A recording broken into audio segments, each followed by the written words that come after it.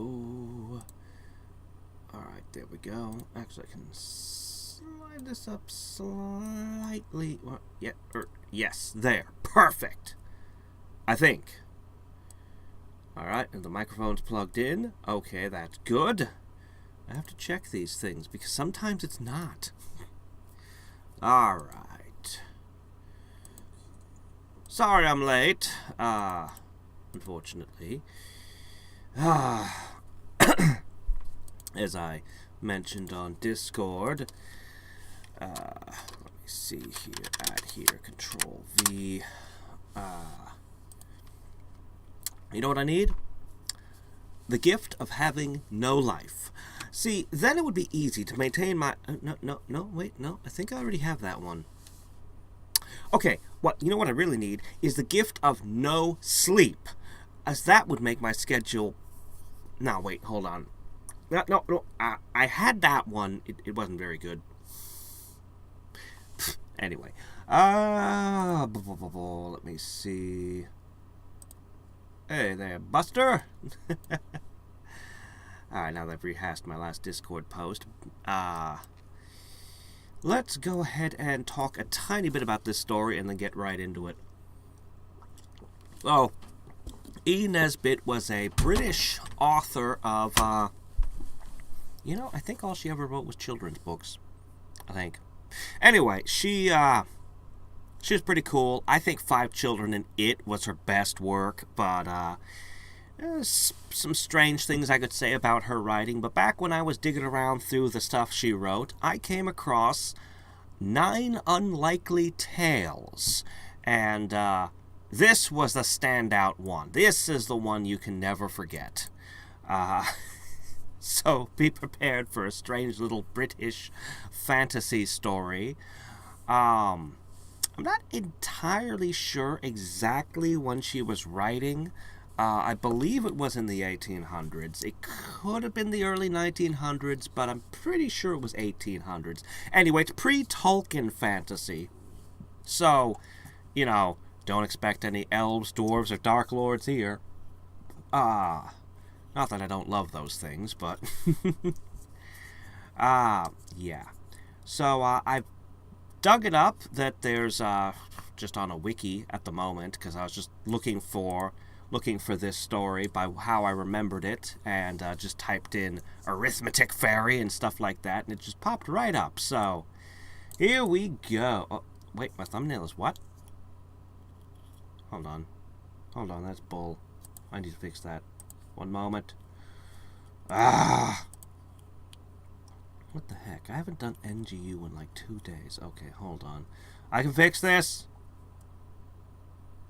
You know what? This is as good as anything. Here you go. This is the thumbnail now. Enjoy. Enjoy my majestic visage caught in chibi form. I guess. I don't know. Okay. There. The sums that came right.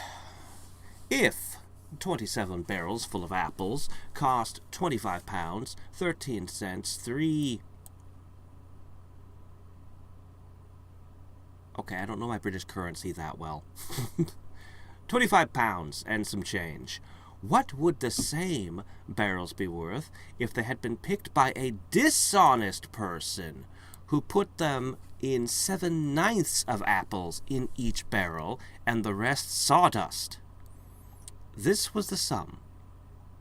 It did not look very hard, perhaps, to you who have studied ardently for years at board school, or high school, or preparatory school.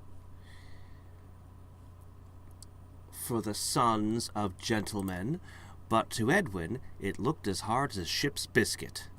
But he went for it, like a man, and presently produced an answer, and his master wrote a big curly R across the sum. Perhaps you do not know what big curly R means, right? As for the answer to the sum, I will try to get a fellow of Trinity College, Cambridge, who is a very terrible person, to work it out for you. And if he can do it, I will put the answer at the end of the story. I cannot work it out myself. Edwin was glad to see a large curly R. He saw it so seldom that to meet it was a real pleasure. "But what's the use?" he said. "Everything else leads to something else, except lessons. If you put seeds in the garden, they come up flowers, unless they're rotten seeds or you forget where you put them. Oh, and if you buy a rabbit, well, there it is, unless it dies. And if you eat it for dinner, well, you're not hungry anymore for an hour or two. But lessons!" He put his pen holder angrily and put his head into his desk to look for nibs to play Simpkins Minor with. You know the game of nibs, of course. He held up the lid of the desk on his head, as I dare say you have often done, and the inside of the desk was darkish, so that the sudden light at the very back of the desk showed quite bright and unmistakably. "Those firework fuses, oh crikey," was Edwin's first thought. But it was no fireworks fuse. It was like glowworms, only 1,000 times more bright and white. For it was the light of pure reason, and it glowed with the glorious eyes of the Arithmetic Fairy. You did not know that there was an Arithmetic Fairy? If you knew as much as I do, it would be simply silly for me to tell you stories, wouldn't it? Her wonderful eyes gleamed and flashed straight into the round, goggling eyes of the amazed Edwin. "Upon my word," she said. Edwin said nothing. "Did no one ever tell you," the fairy went on, shaking out her dress, which was woven of an integral calculus and trimmed with a dazzling fringe of logarithms, "did no one ever tell you that the things that happen when you've done your sums right happen when you're grown up?" "I don't care what happens then," Edwin dared to say, for the flashing eyes were kind eyes. "I shall be a pirate, or a bushranger, or something." The fairy drew herself up, and her graceful garland of simple equations trembled as Edwin breathed heavily. "A pirate," said she. "A nice sort of pirate who can't calculate his men's share of the plunder to 3/17 of a gold link of the dead captain's chain. A fine bushranger who can't arrange the 42 bullets from the revolvers of his 7 dauntless followers so that each of the 15 enemies get his fair share. Go along with you," said the Arithmetic Fairy. But Edwin's eyes were, as I said, wide open, goggling. "I say," he suddenly remarked, "how jolly pretty you are."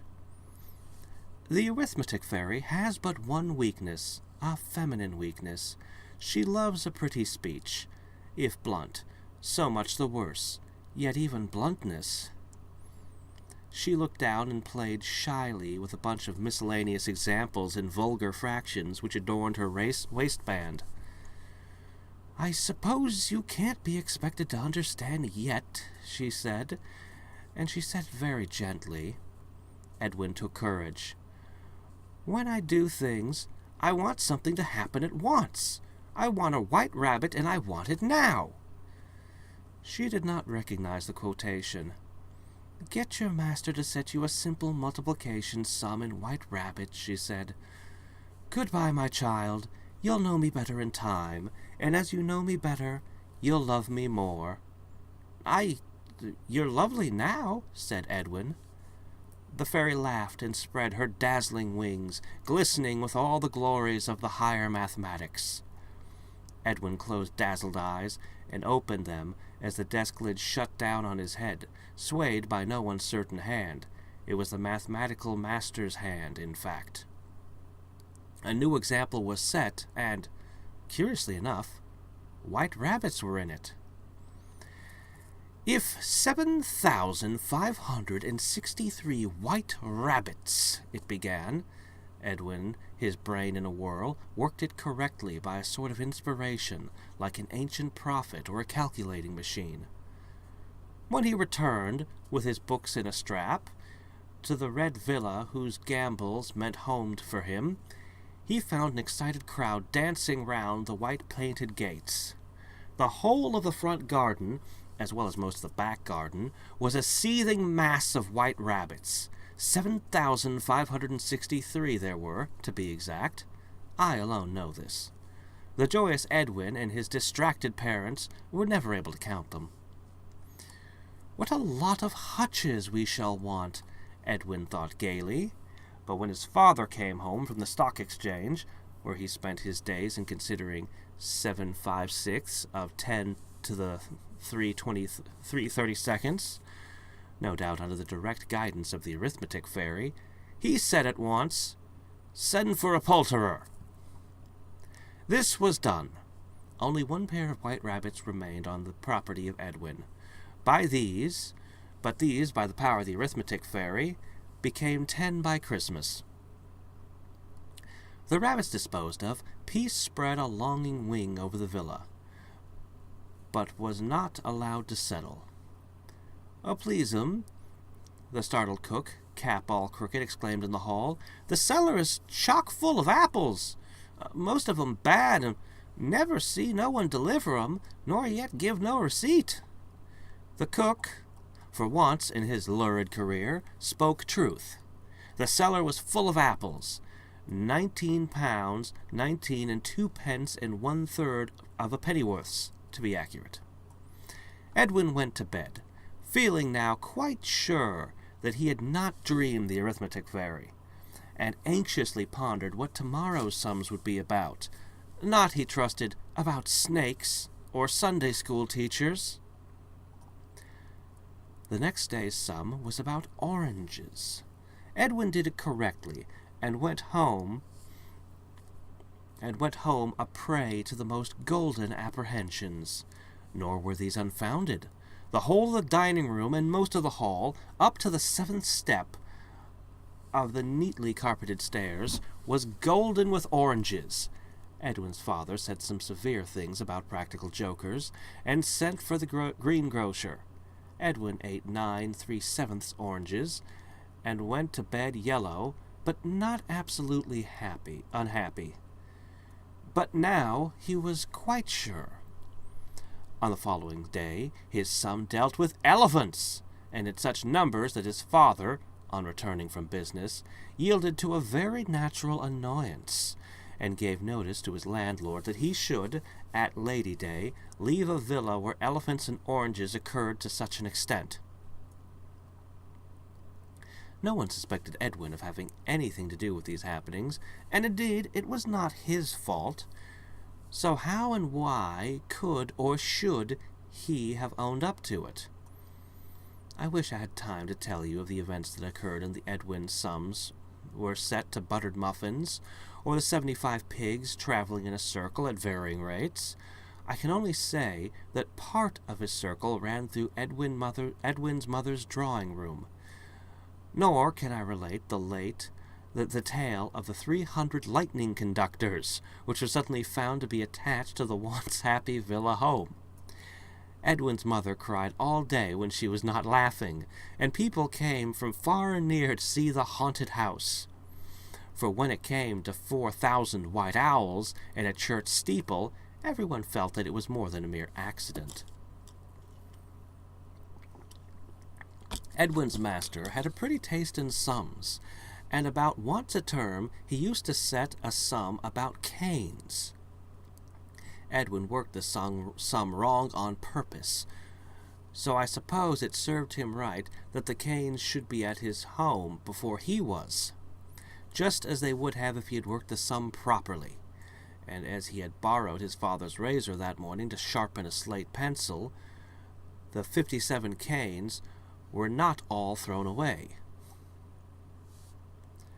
But it was the sum about the cistern that convinced Edwin of the desperate need of finding the arithmetic fairy and begging her to take back the present she had made him. It is not polite to ask this, but Edwin had to do it. You see, in the sum the cistern had to leak 3 pints in 13 minutes and a quarter, but the cistern at home happened to have a little leak of its own already, where Edwin had tried his new drill on it. And the 2 leaks together managed so well that when Edwin got home he found water dripping from all the top bedroom ceilings, and the staircase was a new sort of Niagara. It was very exciting. But when the plumber came, he let Edwin's father know all about the little drilled hole, and Edwin got the credit for the leak in the sum, which was much larger and most unfair. His father spoke to Edwin about this matter in his study, and it was then that Edwin saw that he must put an end to the sums that came true. So he went up to his bedroom with his candle and his arithmetic book. Directly he put the candle on the chest of drawers. A big splash of water from the ceiling fell right on the flame, and it went out. He had to go right down the stairs to get another light. Then he put the candle on the dressing table. Splash! Out it went. Chair. Splash! Out. At last he got the candle to stay alight on the wash-hand stand, which was, by some curious accident, the only dry place in the room.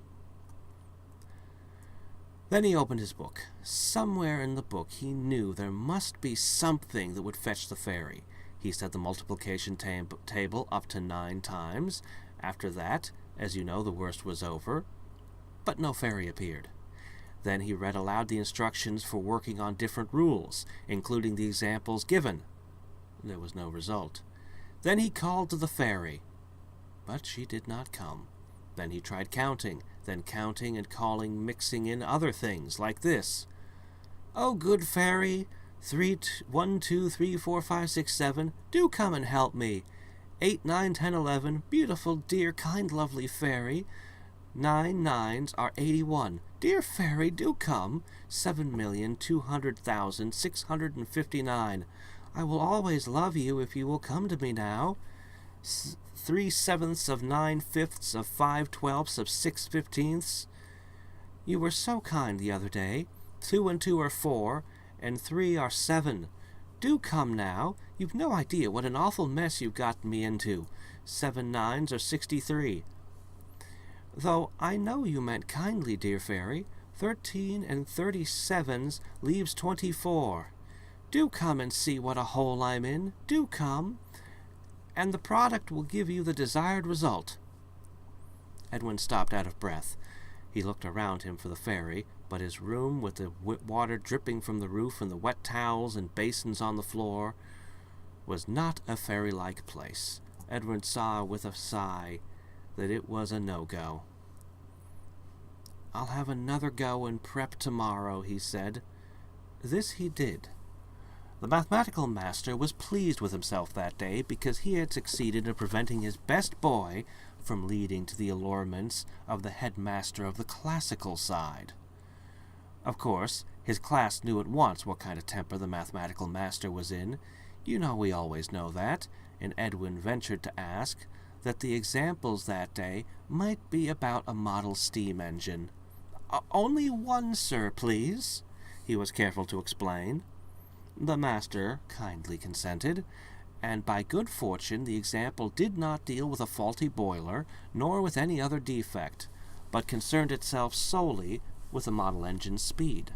So Edwin knew, when he had worked his sum, exactly what pace the model engine he would find at home would be good for. He worked the sum right. Then he put his head into his desk and began again. "Oh, good fairy, if the sum of 4,700 pounds is to be divided between A, B, and C, do come and help me. 3/10 of a pound is 6 shillings.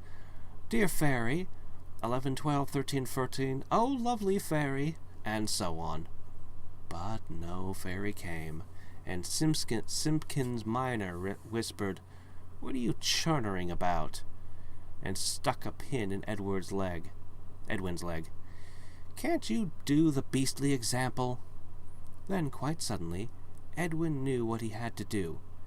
He made up an example himself. This was it. If 7,535 fairies were in my desk at school, and I subtracted 710 and added 1,006, and the rest flew away in 783 equal gangs, how many would be left over in my desk? When he had worked it, the answer was 1. Very quickly he opened his desk again, and there was the arithmetic fairy. Indices lined with surds that fell to her feet in oscillating curves. In her hand, like a scepter, shone the starry glory of a binomial theorem. But her eyes were starrier still. She smiled, but her first words were severe. "You careless boy," she said. "Why can't you learn to be accurate? It's the merest chance you got me. You should have stated your problem more clearly, and you should have said 7,000 arithmetic fairies. Why, suppose you had found one fairy at your desk, and it had been a grammar fairy, or the football fairy," asked. "Of course, there's a fairy for everything you have to learn. There's a patience fairy, a good temper fairy, and a fairy to teach people how to make bread, and another to teach them how to make love. Didn't you really know that?" "No," said Edwin. But I say, look here." "I am looking," she said, fixing her bright eyes on Edwin's goggling ones, exactly as at their first meeting. "No, I mean, I say." "So I hear." "No, but no kid." "Of course there isn't any kid." "Oh, dear, kind, pretty fairy." "That's better." Don't you hear all I was saying to you yesterday, when the water was dripping from the ceiling all over the room?" "From 19 several spots, of course I did." "Well, then, you mean that you're tired of having things happen when you do your sums correctly. You prefer the old way." "Yes, please. If you're sure you don't mind. I know you meant it for kindness, but, it was most beastly when you get into the thick of it." He was thinking of the elephants, I fancy. "I only did it to please. That please you? And there's your third wish. You know we always grant 3 wishes. It's customary in the profession. What would you like?" Edwin had not attended properly to this speech, so he had only heard, "as it was before," and then, "what would you like?" So he said, "I would like to see you again some day." The arithmetic fairy smiled at him, and her beauty grew more and more radiant. She had not expected this. I made sure you would ask for a pony or a cricket bat or a pair of white mice," she said. "You shall see me again, Edwin. Goodbye." And the bright vision faded away in the dim mist of rosy permutations. When Edwin got home, he heard that a model engine had been discovered in the larder, and had been given to his younger brother. There are some wrongs, some sorrows, to which even a pen like mine cannot hope to do justice. Edwin is now a quiet-looking grown-up person in a black frock coat, and his hair is slowly withdrawing itself from the top of his learned head. I suppose it feels itself unworthy to cover so great a brain. The fairy has been with him, unseen, this many a year. The other day he saw her. He had been senior wrangler, of course. That was nothing to Edwin, and had been astronomer royal. Took breath from his researches one day, and suddenly found that he had invented a brand new hypernubrium hypothesis, that he thought of the fairy, based on Newton's Principia, and topped with his own latest work, the fourth and further dimensions. He knew her at once, eyes, and of her wings, and now he understood it. "For you, is there anything you want?" The great mathematician, who was that. "You can't have everything. The only person who could do that for you is the love fairy. If you had found her instead of me, you were hypothesis." "I suppose I shall never find her now," said Edwin, and as he spoke he looked out the window to the garden, where a girl was gathering roses. "I wonder. The love fairy doesn't live in school desks or books on 4th dimensions. I wonder, does the love fairy live in gardens?" "I wonder," echoed the arithmetic fairy. "A little, he find the love fairy? I wonder." "Hey, Brett. Sorry, Pokemon will be on Monday. Today was a short time. So, we did this one instead. Nesbit wrote a lot of good stuff. I like her style, but to me this was the standout. for creativity and just, I don't know, it's just a strain. I like it. So, and now I've shared it with y'all. And if you any of it easily with a Google search, you could even go to LibriVox and have audiobooks of everything she's ever written. Actually, hold that. I don't think that everything she's ever written has an audiobook version yet. I think, I don't know. I haven't checked in years, but I remember they were working on the third book in the Five Children, and It's Written is there now, maybe not, but you'll definitely find it on something like Project Gutenberg or whatever. Any place where public domain works are amassed, you'll probably find this. This particular short story came from 9 Unlikely Tales, so there's 8 more short stories. I can't say that they're quite like this one. They're different, but they're all written by her.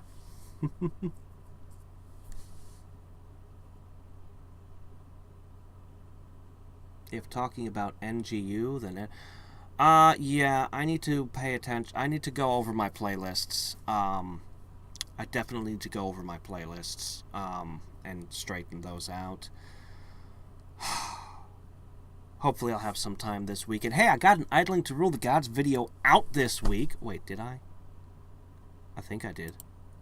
Hold on, did I? Oh shit, did I actually make that live? I put it together. I posted it. Did I make it live? Ooh, I better check.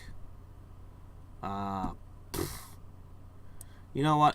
I'll sort that out. I'm going to end the stream here. Unless anyone has any last-minute questions. Speak now or forever hold your peace. While I go ahead and check this.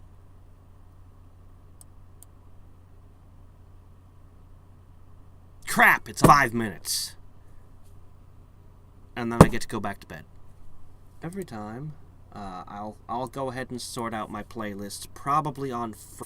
Bye.